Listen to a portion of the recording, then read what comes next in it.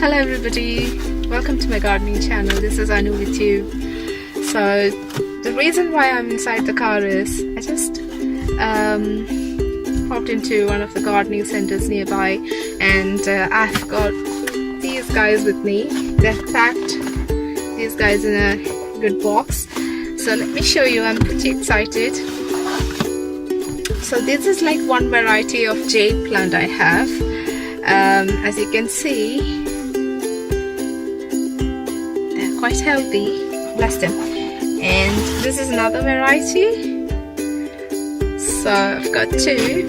Now I've got plenty of them at home, and I just simply love them. They are so easy to take care, and so some of my friends, they have been asking me what are the tips to grow, because they said that when they buy them, they simply die. The leaves started falling off, and it sheds all of its leaves and eventually dies. So probably I think the reason is the watering. Now these guys, let me tell you, they don't need water at all. They can survive for many weeks without water. Now if you're really particular about watering the plants, just make sure that if you have a mister, just put that in the soil. Never ever water the leaves of the succulent. You are killing the plant. Okay, so just water the soil.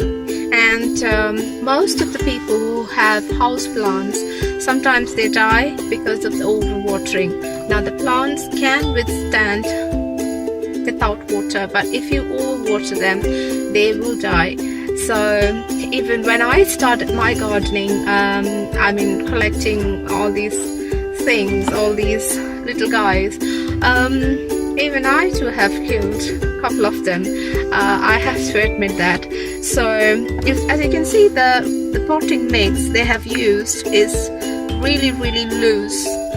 So make sure that you don't use too much of moist or damp or soggy soil in this. Make sure that you have good drainage. Now this one, as you can see, it doesn't have any drainage. So if I water, definitely I'm going to kill the plant. So what I do is I take them off from this now. So this down bit, it has drainage.